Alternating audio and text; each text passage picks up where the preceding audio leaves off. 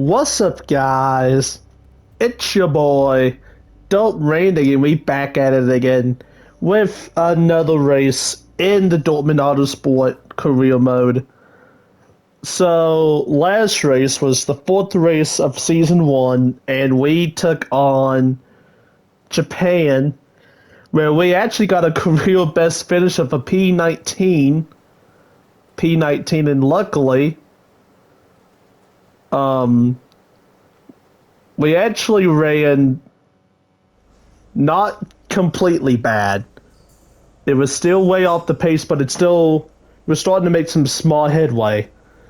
And so today, we're gonna go to the Chinese Grand Prix. We're gonna do that. But before we can head there, we got to make this cool battle.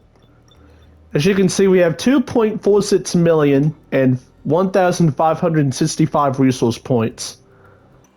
I think the first thing we're going to do, we're going to match up our specs. I think that's what we're going to do. Oh, actually, let me rephrase that. I think I'm going to go for aerodynamics and chassis, just build time, because these are the two things that we're going to be upgrading the most, and just cutting down on time at $1 million a piece. So that's that, and that's that. And then our resource points. We have 3 performance upgrades coming in, but we still need to get more. Let's see, our 2 is going to be the chassis and the aerodynamics. Oh, I can't? Well, silly. Well, obviously. Wait, what? I can only do one at a time, is that what you're saying? Alright.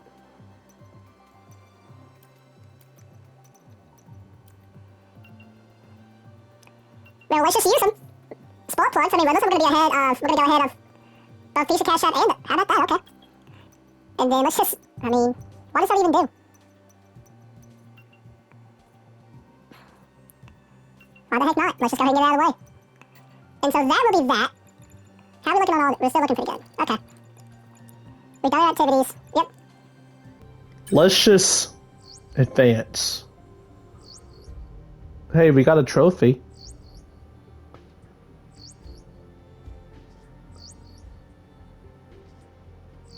All no red. Completed without issue.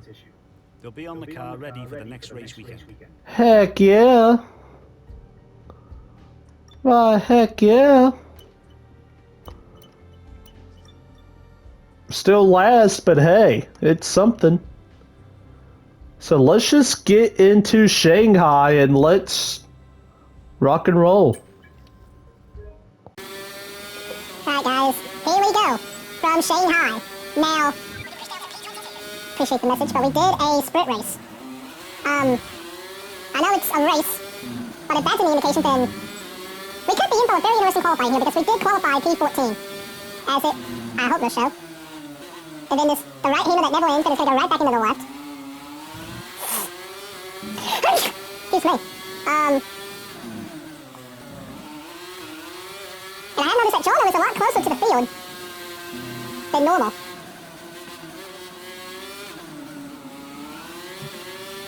And we're not really sliding the tires as well.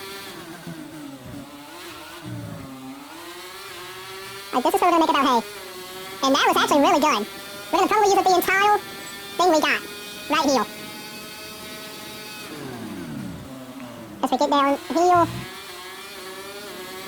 And as we come around, we're going to come across the line. Hey, P13! How about that? Whoa, okay. But how about that? And boys, we're actually going to start P13. This is our best, our best start of our career up to this point. How about that? Lando gets the pole as well, so this could be very interesting here. Our teammate is P22. But still, this could be a very interesting race if that's the get up here. Heck yeah. And no mats on the pole, so this could be a very interesting race indeed. It's time again then for Formula One in Shanghai. Northwest of the thriving city of over 24 million people is a circuit that first featured in the championship calendar back in 2004. It played host to Formula One's 1000th Grand Prix back in 2019. We're here in the Yangtze River Delta today, home of the 16 corners that make up the Shanghai International Circuit. 54% of this 3.3-mile lap is taken at full throttle, and we'll be getting up to speeds of around 200 miles per hour with DRS assistance down the back straight before the cars break into the tight hairpin at turn 14. So with the race not... Well, it's been a long time since I last worked with you. Good to see you again today. Anthony Davidson. As we all know, every single driver wants to know what's required of them. And in the case of this driver, I think things are pretty stable at the moment. That they're doing what the team require. I know what we've got to do before the start of today's race, but what about our driver? What do the final hours look like for them? Well, for them, you know, you've got your pre-race rituals that you go through. You see different drivers that, you know, some have got their headphones on, they're listening to the music. Some drivers really absorb the energy from the crowd and they're there waving to them. Other drivers, they go within themselves. They chat to their engineers, absorbing that information, that vital information that you need to carry you through the race. And, you know, those pre-race rituals are essential to making things systematic. We do a lot of Grand Prix in a season, and the more systematic you can be, the easier you are within that environment.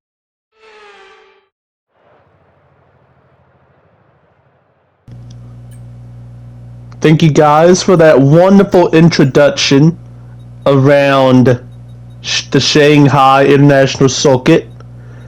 So, as you can see, we're doing our strategy here. And it actually got even better.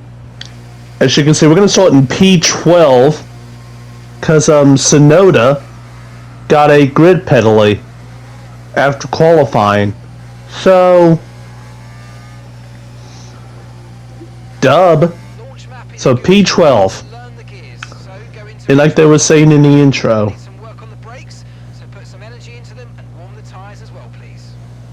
Yeah, we'll do that, pal. And like they were saying in the open, this is a high-paced, very fast track. Not much time on the... high-paced, very fast. Not that much time on the brakes. So... it's going to be all about momentum and how your car can glide to get as much aero and momentum as possible.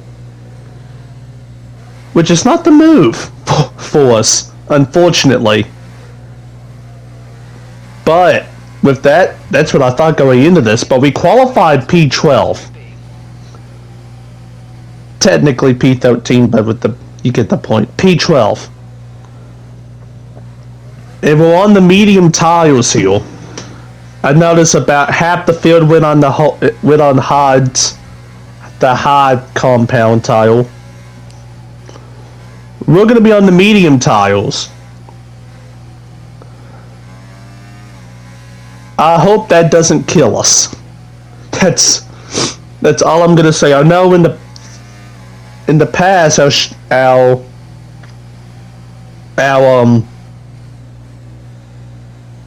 races have been, like, the second half of these runs have been awful, but hopefully that does not happen today. But this is by far the best spot we've got into up to this point. So as long as we can stay out of everything, this could be a very interesting race. As everyone is getting settled onto the grid, they have 1 lights, 2 lights, 3 lights, 4 lights, 5 red lights, and away we go in Shanghai. We get a good start on the grid here. We're gonna pass Gasly, and we're just gonna contact. And we're going 3 wide. 3 wide. With, still 3 wide. Oh, Gasly, don't come up. Okay, I'm just here. I am here. We still side by side with Gasly. As we hit wheels, so we're going to get a collision warning. as I throw it in there.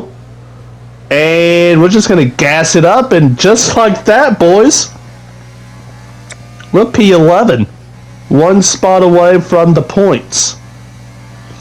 But that took a lot just to... That took a lot just to freaking get it with that. But we're catching up to the Aston Martins. And we're actually going to be right on Stroll heel. We're going to go under them. And I can't get the power down. Try to go on the outside, but that was a... I don't know what the fuck that was. Ricardo's going to get around us, though, in the act. Freaking... The car just bobbled to the outside. I thought I was going to hit Lance there. Hit his wheel. But, so, after lap 1... That's a decent start. Good job. After lap 1, we're going to be P12, exactly where we started at. I would take that. We can now use DRS. DRS now available. DRS is now available. So we just need to settle in. And these medium tires for the first half of this run, first half or so of this run, should be faster. So I don't want to get my hopes up here, but let's see what we can do. I don't like how Ricardo is just... Danny Rick over here is just pulling away from us. Like we're not even there. That's kind of concerning a little bit, but, you know. And this is a relatively tricky track. So I don't expect 28 laps of clean racing between 22 elite drivers.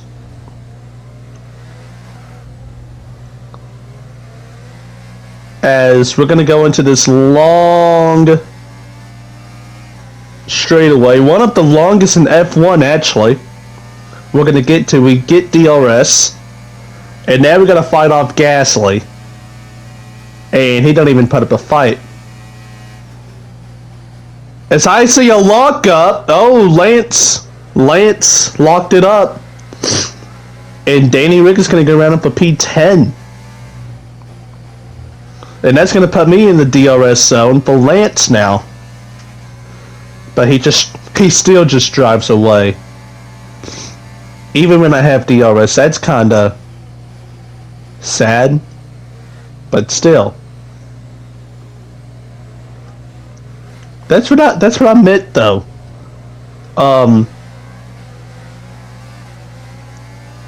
There's going to be lockups, and especially in going up to 200 miles an hour and going back down to make that sharp right. And there's going to be contact and all sorts of that. Like I said, I don't expect a perfectly clean race today. And we could be in line to capitalize on mistakes if it's presented the opportunity to us. But right now, it looks like Ricardo has just driven off into the sunset. Or starting to, at least. And looks like I am holding up the Congo line. Kind of.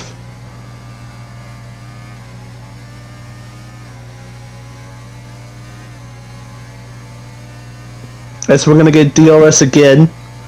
And now it's just got to hold off Gasly, who again, for the second lap, doesn't really put up an effort to make a pass. Stroll is going, or was attempting to make a pass on Ricardo, but that wasn't even close to happening.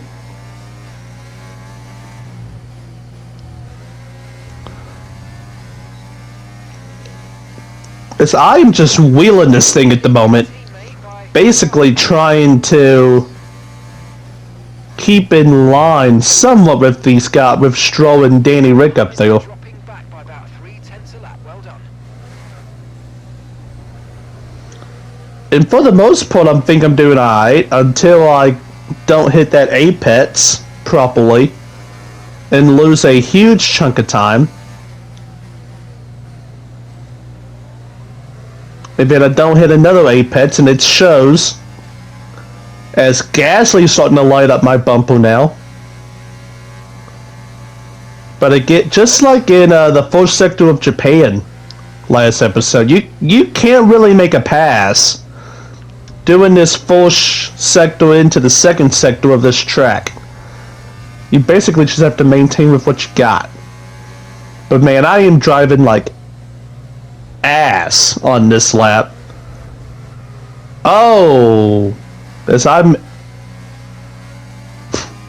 power slide into the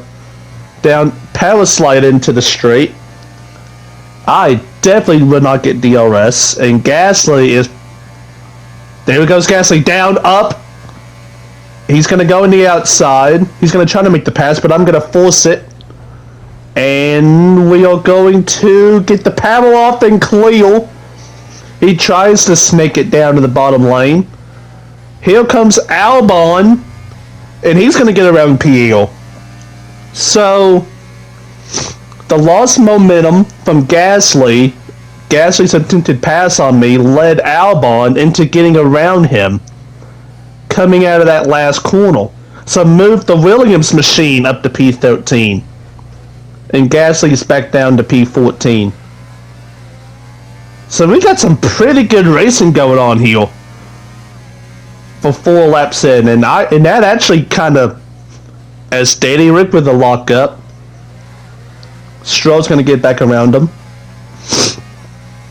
But that battle between Gasly and Albon kind of created a small gap that I needed. Just to calm down a second, because I just need to hit morts. I just need to hit these morts and try not to basically destroy everything. 0.9 seconds. Like that. Problem is though, we got Albon now, and we'll see if he tries to make. And he's gonna have DRS, and I won't. So we'll see if he tries to do anything. Here he comes on the bottom. He's going up top. And basically the same thing as Gasly. He's going to try to go in that outside. But this time he's going to keep it.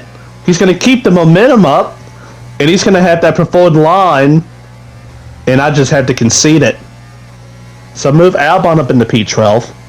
And now that is how you make the pass. Gasly's going to try to make try to go in the outside. And that ain't gonna work. Okay, Albon, I don't know what that was, but that was nice. Lost part of my wing. And that allows Gasly to get up beside of me. And he's gonna get around the spot. Yeah, we have. What was that about?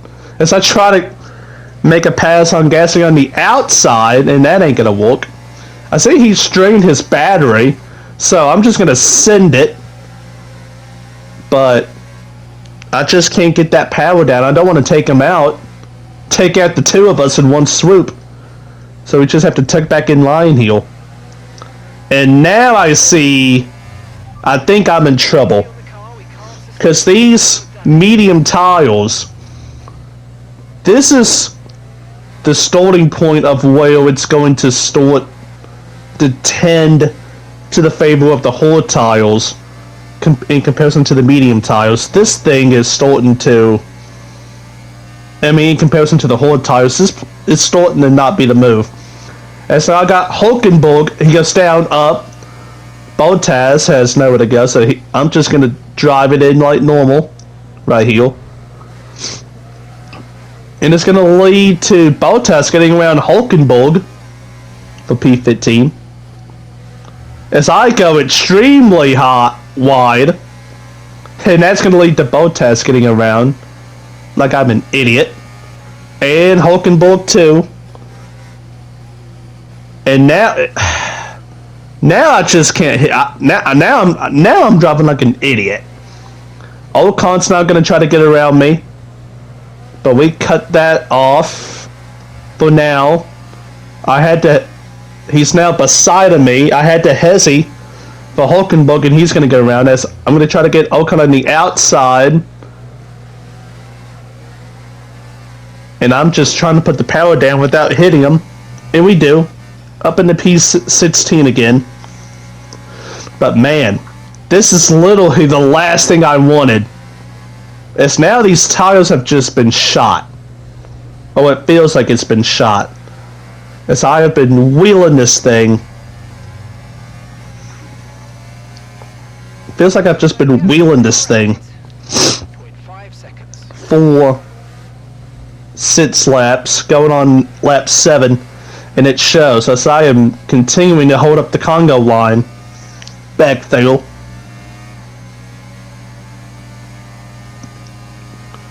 As Ocon's going to try to get around, he's going to go down. Sargent's going to... Oh, I'm going to get split 3 wide. Holy crap. And I just have nothing to do. I'm going to try to go back in on Sargent. But... that was probably a stupid decision. That was definitely a stupid decision. As K-Mag is going to go around me. Because of it. And I would have lost 3, 4... Oh my god. Shao's gonna get around me now. You know, this is not fun. This is the part that I'm not having fun with. Getting split 3 wide and then trying to make up for it and getting passed by 2 more cars. And that's the trifecta. Looping it around. I didn't even hit. Okay.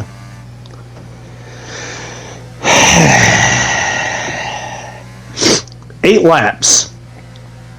It took us 8 laps to go from P12 to P22. Well, technically, P11 to P22. So, what in the hell was that about? That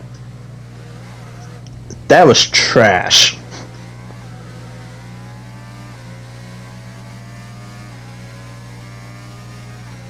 Oh my goodness.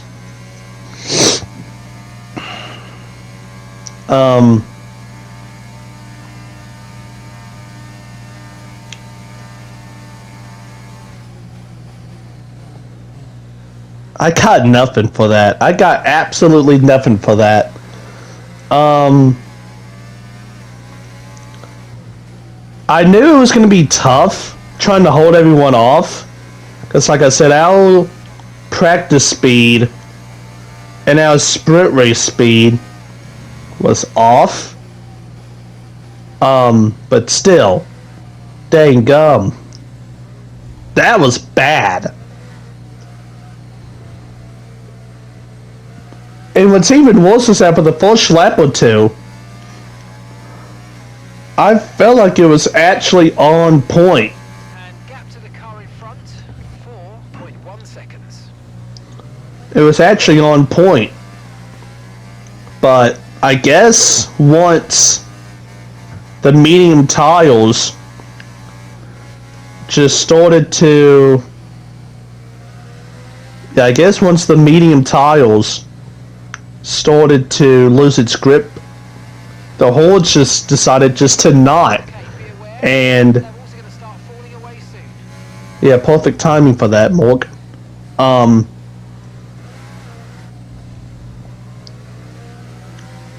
mean, you can tell just right here, the last 5 spots are taken up by drivers who have medium tires on. So I guess in the strategy game, the whole tires shit on the medium tires. So I'll put that one into the bank. I mean, what stinks about it even more is the fact that I got dropped like a rock after the first 3 or 4 or 5 laps.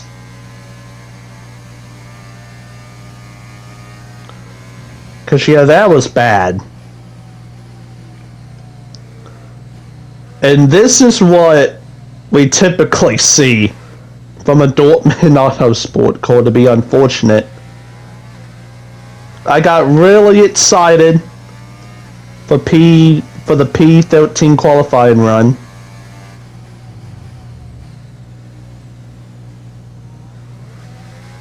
Then it turned into P12. Then we actually got through. As I am all over the place now.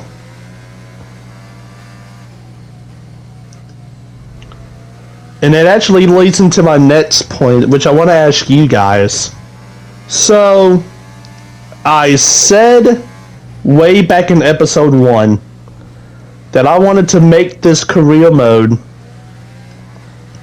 the most realistic and the most normal, or not normal, but the most realistic looking F1 career mode on YouTube. With that said, sprint races are a thing. And this was the first sprint race weekend.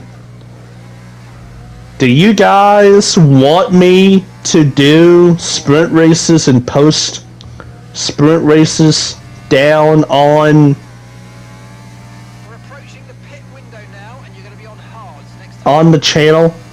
Like, do the qualifying and the race as one video, and then do the normal qualifying and the normal race like I'm doing right now for like basically breaking into 2 different videos?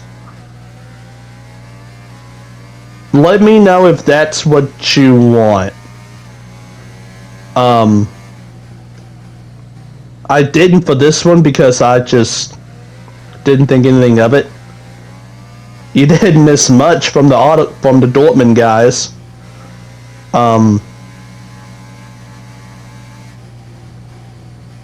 You know.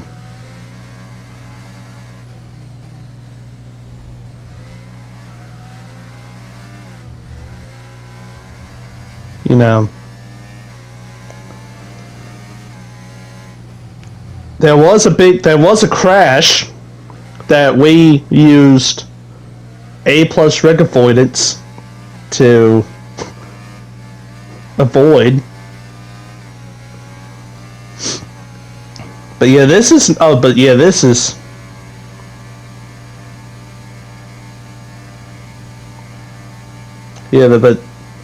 this is the equivalent of not having fun.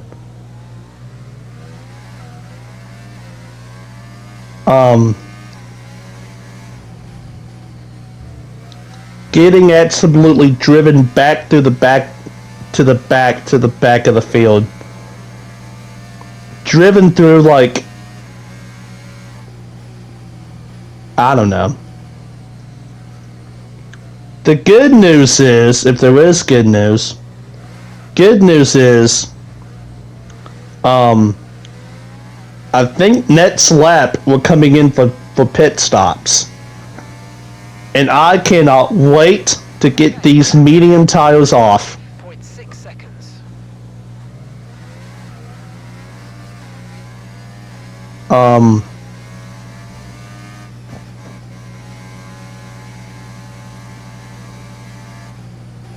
And again, I said it in the formation lap, and it came back to bite us in the hind end again. The second half of these runs on the medium tires to begin these races have been absolutely brutal for me in particular. I think our teammate is just, I think he takes care of his stuff better.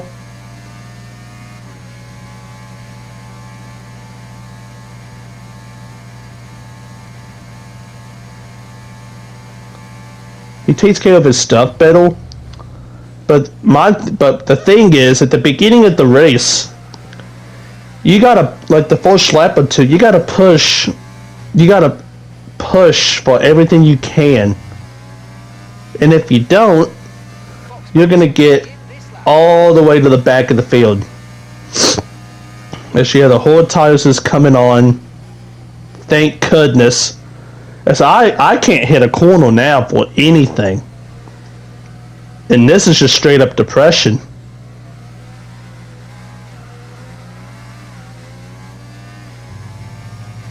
So let's just try to get a good in-lap heel.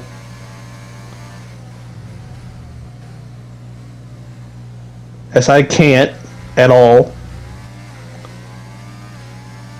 Tires, the lefts were in the 50s and the rights were in the high 40s. So they're worn. They are worn out.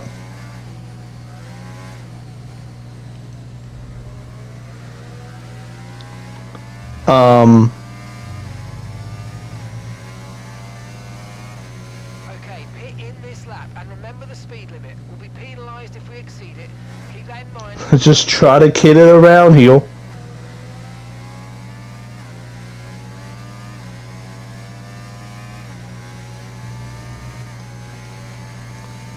And yeah, we have now down to 6.7 seconds behind Oatmeal. Just awful.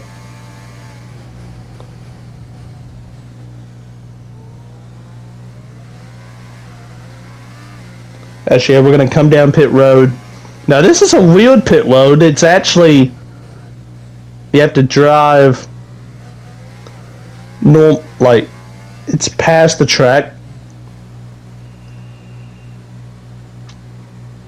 But...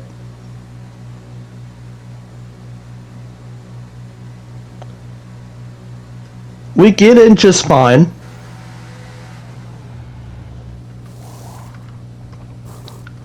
We won't fix the wing damage that we had, minor wing damage we had earlier in the race. We want to finish the race on this compound. From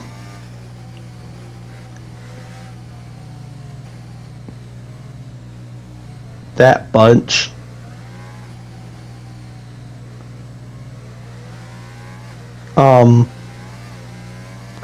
And see, and here's the problem. We were 6.7 seconds behind Oatmeal at the beginning of the pit cycle. And yes, we normally gain about 2 to 3 seconds on them. But even if that's the case, we're still not going to be full enough. We're still not going to be full enough or close enough to where it's going to matter. And he's probably just going to drive away again, if I'm being honest. So...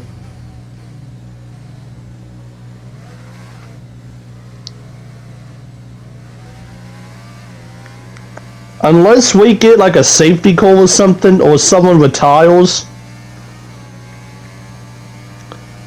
yeah, we may be in for a long second half of this race. Unfortunately. As our teammate's going to come down pit road. And this is going to be the test right here to see... just to see where we're at.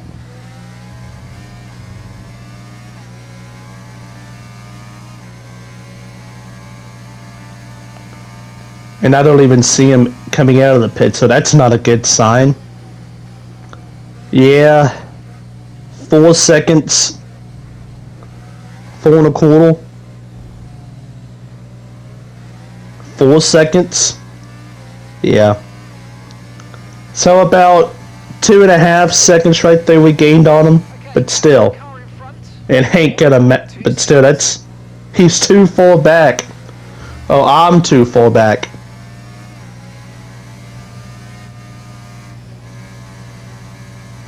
And that is awful.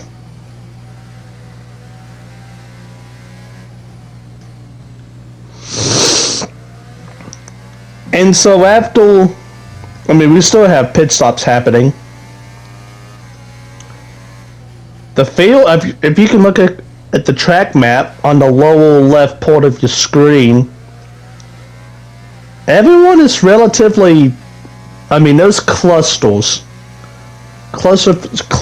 of drivers, if you will. I see, I think that's Lando, the orange dot,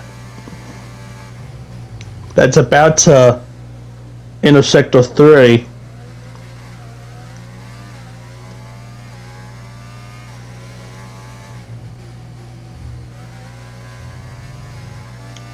As we hit lap 16.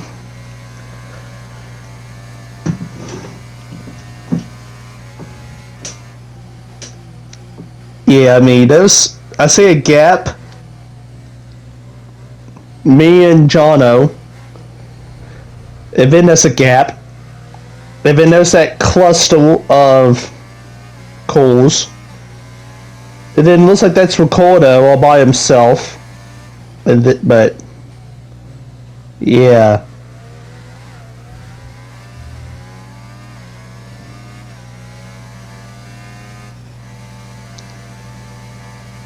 It's not good at all. Not good at all. And we are trying to make inroads on our teammate.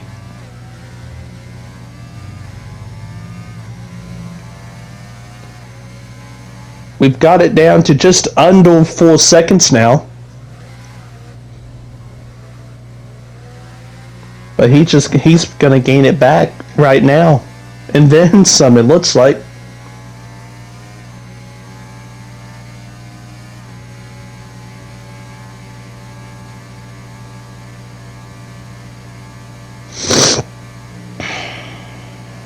So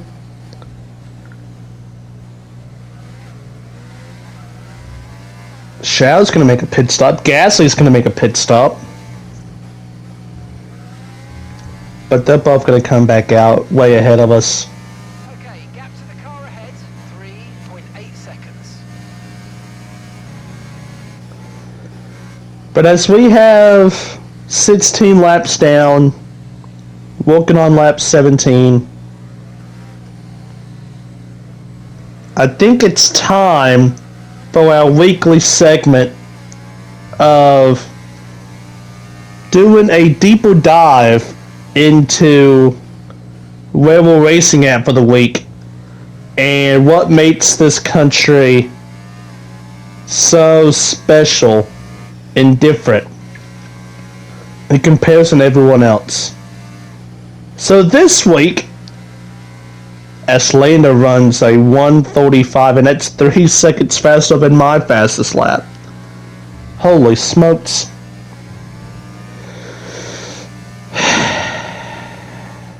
But yeah, this week, this race is China. And again, like we always do, we're going to take at it through the footballing sense and then the cultural sense. So starting with the football, and when I was doing my research for this, I was very shocked to hear this. But Chinese football, in comparison to what, like, to the size and the amount of importance and just the sheer amount of people, it is awful. China is ranked 88th in the FIFA World Rankings. And that is shocking to me, considering the fact that it is a global powerhouse. And it ain't like it plays, like we've been, the last, like, 3 or 4, every episode we've had up to this point, it's been nations that have been represented in the Asian Football Confederation, the AFC. This is the lowest we've had. Yeah, this is the lowest rated team that we've had. And that is, I did not expect to say that. Now maybe, who knows what, I mean, there's several factors that can be attributed to this.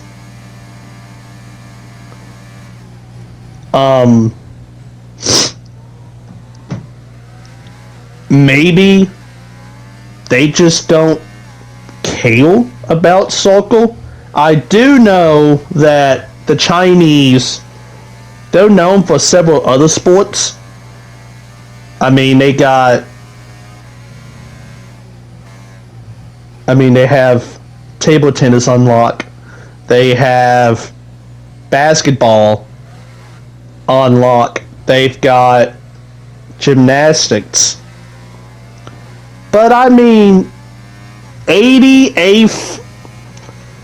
I mean, we're talking about countries like Haiti, Curacao, Equatorial Guinea, and Zambia, just around these guys.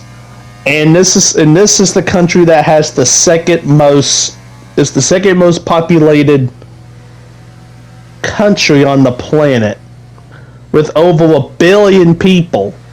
So, and I mean, it's not like it's not justified. They don't have a single footballer that I can think of that comes to mind at the moment.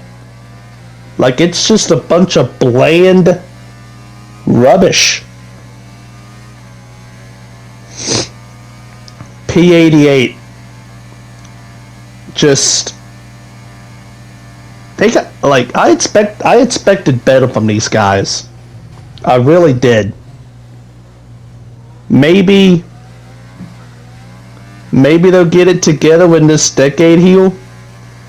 I mean, and it ain't like, yeah, it's not like they've been it's not like they've been this bad forever. The highest rank they've ever had was 37th.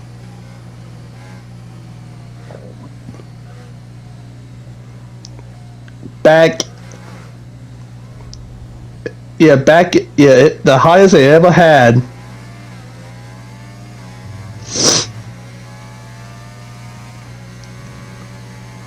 Yeah, it was P37 back in 1998. So, I mean, dang. And it's been and unfortunately it's been a downward spiral too. They've just been dropping since. They've been dropping for the last 5 years. They were just inside the top 70, and now they've fallen to P88. Just a shame, really. Just a shame. But yeah, hopefully they can get it back going, because yeah, just imagine 1 billion people pumping their spirit and their support into the Chinese FA. That would be a game changer. Not only for the Asian, that would absolutely be a game changer for the Asian leagues, but just for world football. But that's enough complaining about that.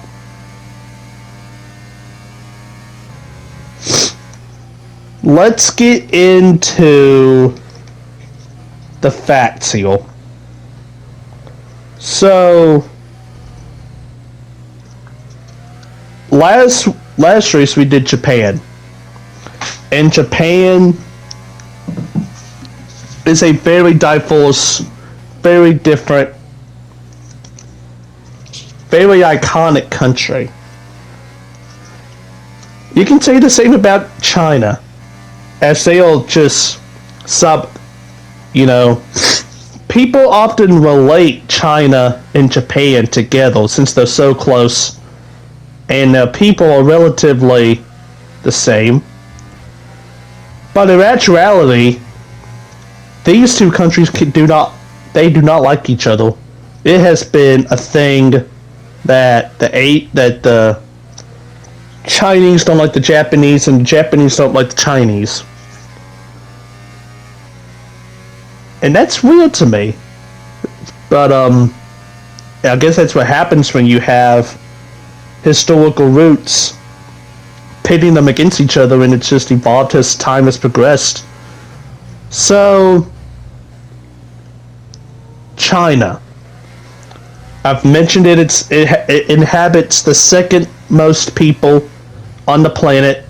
Of course, only India, as we all know, has more. With China having more than 1 billion people, and its land size, it's relatively big. It's not as big as like the United States or something like that, but it's big. It is big.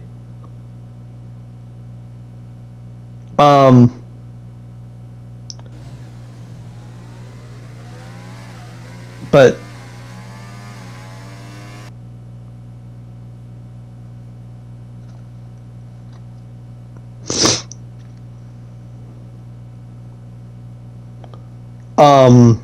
yeah, China they're different. Of course, they have the different time zones. They have, it's a very diverse, very different culture. They are respectful people. I would like to visit there one day. Actually, it seems like a very chill, very nice country to be a part of. Like I said, with the 1 billion people, the sheer huge land size, it feels like there's something to do. Always something to get into in China. And so, with that said, there are some facts that, it's good to know, especially if you visit there one day, like I want to. And that's another thing too. Yeah, travel the world, guys. You only live once. Have fun while you can. You won't get to experience these things unless you go do it. So that's that. So let's just get into it real quick. 5 facts about China that you were not aware of when you hit play on this video. The first fact is the fact that the Terracotta Royals were founded by formals. It is estimated that the life-size terracotta figures of royals took over 30 years to create, and they were buried with the Emperor King Shi Huang in 210 to 209 BC to protect them in the afterlife.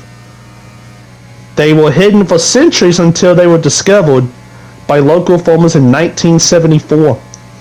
It is a must-see attraction for many who visit Xi'an, and you can come face-to-face with the ancient terracotta warriors on all China tours. And yeah, you gotta remember, back in the day, they basically ran China.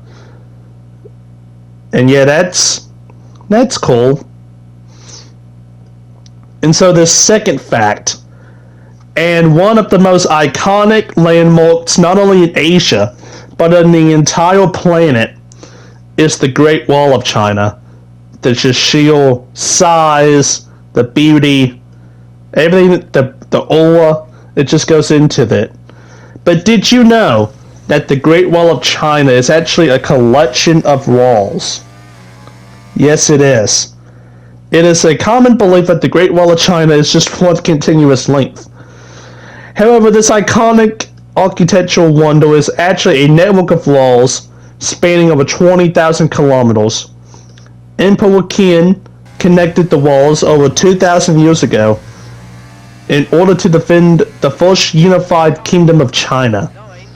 Another interesting fact is the fact that workers used glutinous rice flour in the motor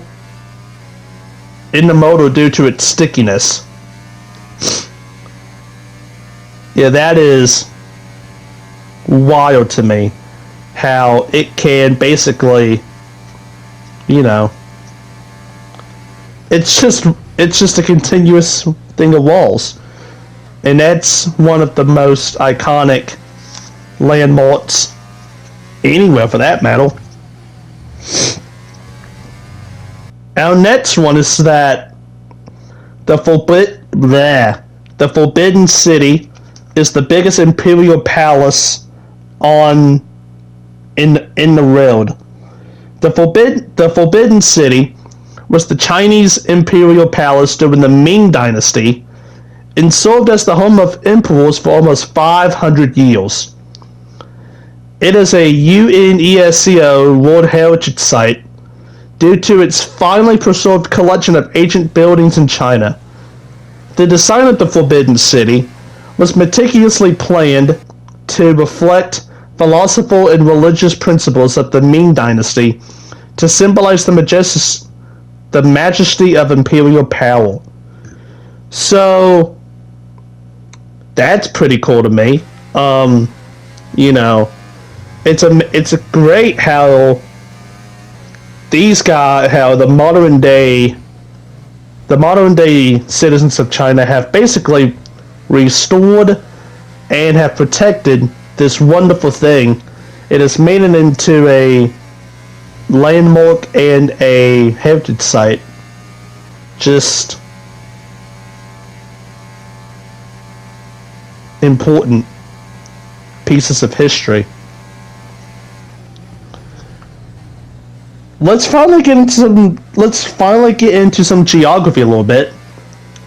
Fourth interesting fact is, so in China you have the longest river in Asia, which is the Yangtze River. The Yangtze River is the longest river in China. Longest river in Asia, I meant to say. The longest river in Asia. It is also known as Changjiang in Chinese, which means long river, and is also the third longest in the world. One of the most spectacular sights to see while taking a river cruise on the Yangtze is the Three Gorges. And yeah, you can see some spectacular images of the Chinese geography, topography, the mountains, just everything that China has to offer in its natural form. You love to see it. And then finally, we're actually going to take a detour here. So this race is in Shanghai. If you remember, this is the Shanghai Port Circuit. And when it comes to Shanghai has its own dialect. And what I mean by that is it's nicknamed the Paris of the East, the Queen of the Orient. Well, East meets West in spectacular style. Green flag. Shanghai is a buzzing and exciting metropolitan city to explore. Shanghai natives have their own dialect called Shanghainese. The Chinese people from other parts of the country can't even understand it. On a Shanghai city tour, you can discover old Shanghai with its beautiful Yew Garden, the bustling Xiaotani Street, and Shikumen Open House Museum.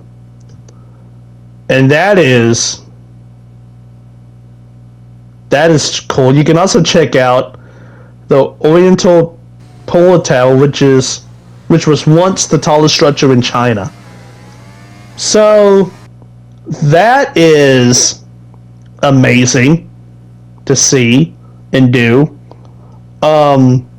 Make sure you guys check out China. Make sure you guys have some class about when checking it out too. And that is cheeky facts about China. So as we transition back into this race, you might have noticed, so all-time choke job right here, Lando Norris was about to win this race, and with 2 laps to go, he blows his engine. Yeah, we have the caution flag, And there he is. Yeah, he blows his engine and is going to get credited with last place. As we come across the line, one more lap, white flag, 1 lap to go, in the Chinese Grand Prix, presented by Credit One Bank, hashtag cheap plug, and this race has been, I mean, our entire race was pitted in the first 8 laps, 9 laps of that race. And we did great the first handful of them, but then the medium tires, my lack of talent, it was just a big bottle job. P21, it looks like, unless something happens.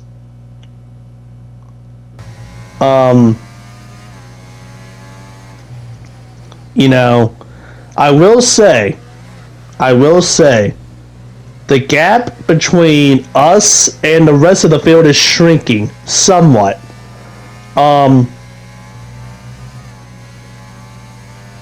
We're going to finish around like 25 seconds ahead behind Albon and Gasly.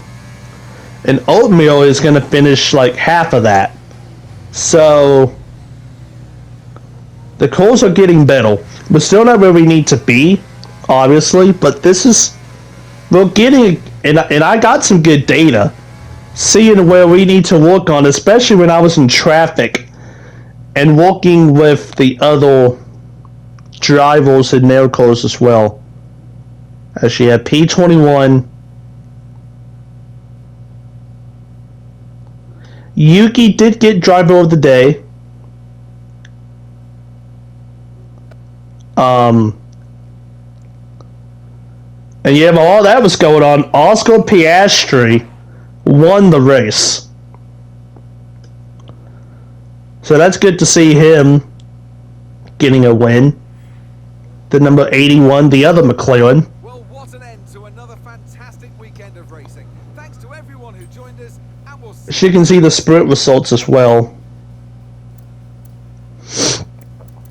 Again, let me know if you want to see that. But yeah, Yuki starting P22 gets P11. Good for him. But yeah, yeah, P21 and P20. Not the move at all. Feel bad for Zhao's P17 in his home race. But yeah, we got stuff to do. We got improvements to make. But at least we complete 10 laps of practice in our one session, right?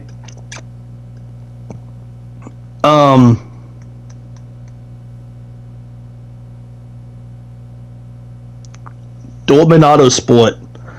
At least we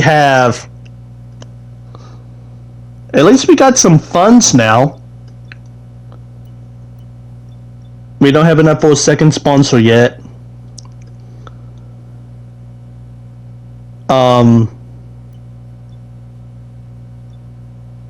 We're just going through everything, making sure everything's okay. Here's the table real quick. Matt's is the first driver to eclipse 100 points. Lando would have had so he would have had 25. He would have had 26 points. So that is huge for him in the title standings. Would have been 95 points, but unfortunately that's not what it meant to be. And yeah, we're still P21 and P22. We're trying, guys. We are trying. But I believe I'm going to wrap it up right about now. Thank you guys so much for watching. Don't forget to like, share, and subscribe. Next race is Miami, baby. Home track for your boy. Gonna try to show up and show out. Y'all have a good day, and peace out.